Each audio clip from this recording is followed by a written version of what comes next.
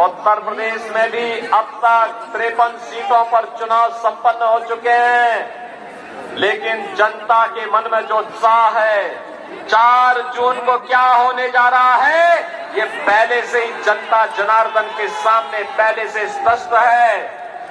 और जनता जनार्दन पूरे देश के अंदर एक स्वर में बोल रही है कि फिर एक बार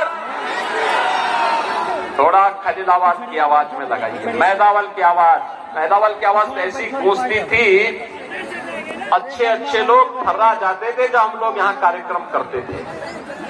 फिर एक बार, फिर एक बार, फिर एक बार, और अब की बार 400 पार। जब 400 पार की बात हम करते हैं तो बहनों और भाइयों,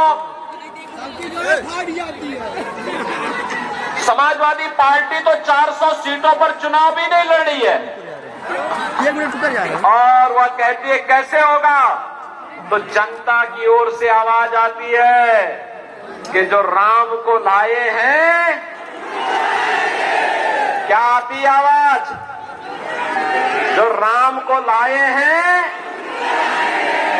जो राम को लाए हैं, सहमत है ना?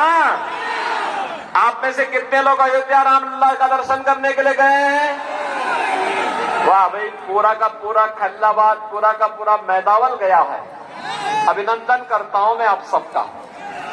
बहनों और भाइयों, 500 वर्षों का इंतजार समाप्त हुआ है। अयोध्या में रामलला विराजमान हुए हैं। याद करिए, आपके लिए तो एक तरफ अयोध्या में रामलला का विराजमान हुआ, दूसरी तरफ इंटरनेशनल एयरपोर्ट का नामकरण महर्षि वाल्मीकि के नाम पर, रेन बसेरा का नामकरण निषाद राज के नाम पर, और भोजनालय का नामकरण जहां पे गरीबों को, जनता श्रद्धालुओं को भोजन मिल रहा है, उसका नाम पर माता सबरी के नाम पर वो बना हुआ है। याद करिए, ये समाजवादी पार्टी के लोग राम भक्तों पर गोली चलाते थे, और आज अयोध्या में राम भक्तों पर पुष्प वर्षा हो रही है, पुष्प वर्षा। ये लोग राम भक्तों पर गोली चलाते थे, कहते थे परिंदा भी पर नहीं मार सकता।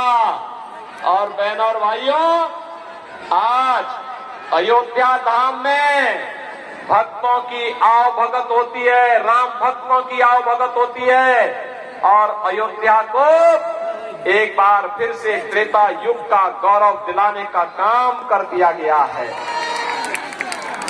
ये समाजवादी पार्टी राम भक्तों पर तो गोली चलाती है, और जिन आतंकवादियों ने राम मंदिर पर आतंकी हमला किया था, उनके मुकदमों को बेशर्मी के साथ वापस लेने का काम करती है। और इसीलिए आज मैं आपके पास आया हूं कि बहनों और भाइयों, आज जो एक परिवर्तन आया है कि राम मंदिर भी बनेगा, काशी में काशी विश्वनाथ धाम भी बनेगा, और साथ साथ आज जो ये परिवर्तन देश के अंदर आपको देखने को मिल रहा है कि दुनिया के अंदर सम्मान बढ़ा है, देश की सीमाएं सुरक्षित हुई है, आतंकवाद और नक्सलवाद का खात्मा हुआ है, और विकास के बड़े बड़े कार्य हो रहे हैं। Highway, railway, medical college, IIT, IIM, AIIMS, Gorakhpur में एम्स बन गया है, फर्टिलाइजर कारखाना फिर से चालू हो गया है, नए नए उद्योग लग रहे हैं, पर्यटन के नए केंद्र के रूप में बाबा तामेश्वर नाथ का धाम भी विकसित हो रहा है, और संत कबीर नगर की पावन महानिर्वाण स्थली को कबीर पीठ के रूप में एक बार शोध और इनोवेशन के नए केंद्र के रूप में विकसित किया जा रहा है।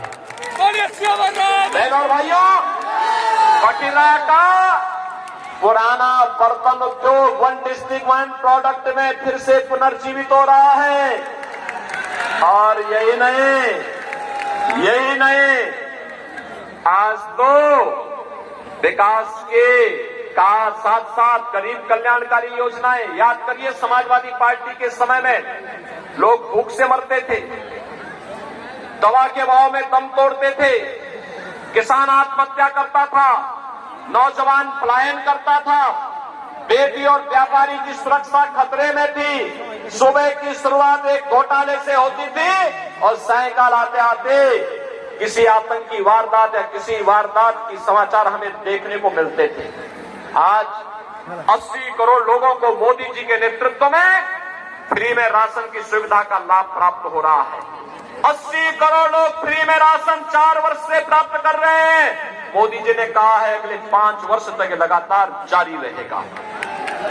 बहनों और भाइयों, जो लोग आज पाकिस्तान का राग अलापते हैं, मैं उनसे कहना चाहता हूं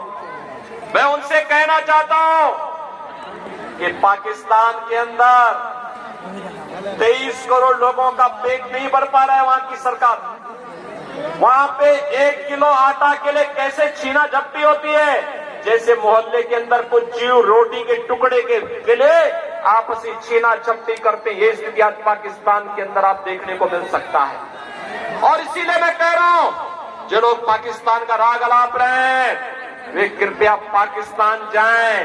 पाकिस्तान में भीख मांगने के लिए उनको एक अवसर जरूर मिल जाएगा। वहां उनको भीख भी नहीं मिलने वाली है।